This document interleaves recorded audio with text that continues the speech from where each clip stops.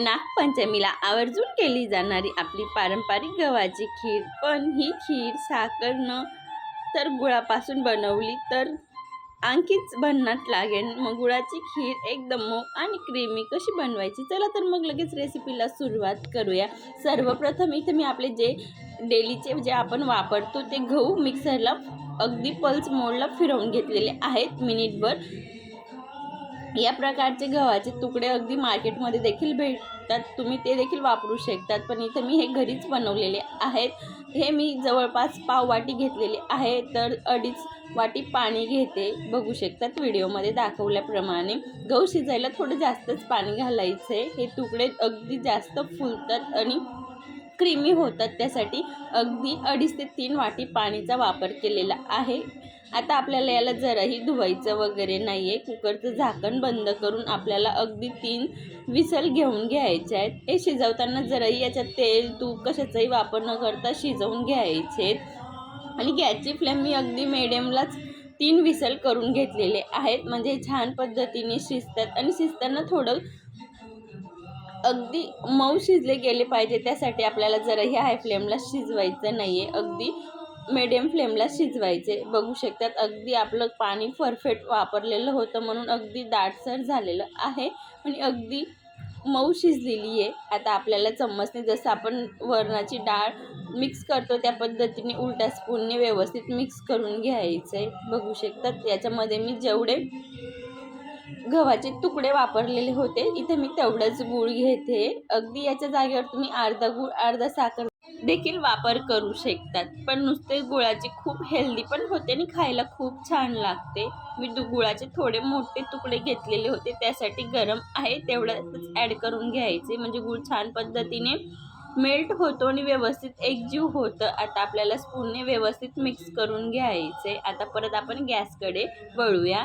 Gas on करून मी कढई ठेवलेली आहे, कढईमध्ये आपल्याला 2 चमचा साजूक तूप वापर करायचं आहे। याच्यामध्ये जास्त तुपाची जराही गरज वगैरे पडत नाही, अगदी 2 चमच्या तुपामध्ये ही आजची खीर अगदी 4 लोकांना पुरेल इतपत बनते।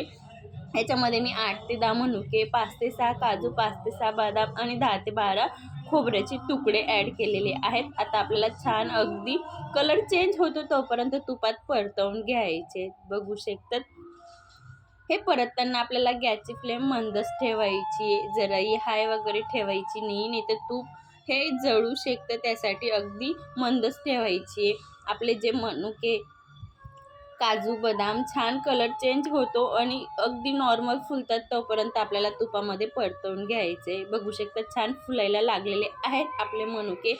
याच्यामध्ये आता आपण ते जे गूळ आणि गहूचं जे मिश्रण आहे ते ॲड करून घ्यायचे। बघू शकता त्या पद्धतीने याला पण छान आता आपल्याला तुपामध्ये परतवून घ्यायचे।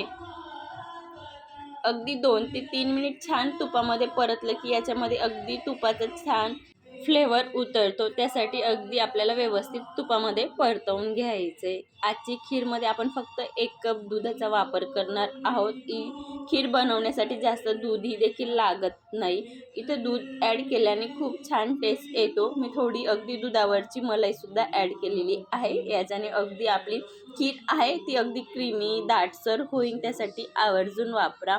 इथं छान पद्धतीने आता आपल्याला दुधाला मलाईला आणि जे सर्व साहित्य एकजीव होईल तोपर्यंत आपल्याला व्यवस्थित मिक्स करून घ्यायचे। बघू शकतात व्हिडिओमध्ये दाखवल्याप्रमाणे।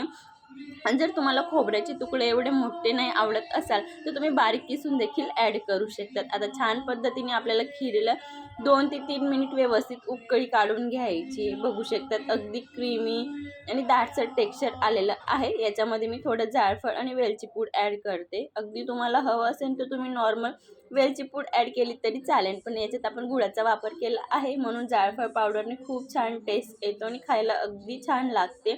आता परत आपल्याला व्यवस्थित मिक्स करून घ्यायची। बघू शकता तिथं आपली नागपंचमी स्पेशल पारंपरिक पद्धतीने अगदी सोप्या पद्धतीने आणि घरच्या साहित्यामध्ये क्रीमी दाटसर आणि घरच्या गव्हामध्ये पारंपरिक पद्धतीने खपली गव्हाची खीर बनवून तयार झालेली आहे। एकदा या पद्धतीने नक्की बनवा। आजची रेसिपी कशी वाटली कमेंटमध्ये नक्की सांगा आणि या नागपंचमीला या पद्धतीने एकदा नक्की बनवून बघा आणि तुमचा अनुभव माझ्यासोबत नक्की शेअर करा। अशाच सोप्या आणि पारंपरिक रेसिपी पाहण्यासाठी द रियाज किचनला सबस्क्राईब करा। अशाच मस्त जबरदस्त रेसिपीसोबत भेटूया, तोपर्यंत धन्यवाद।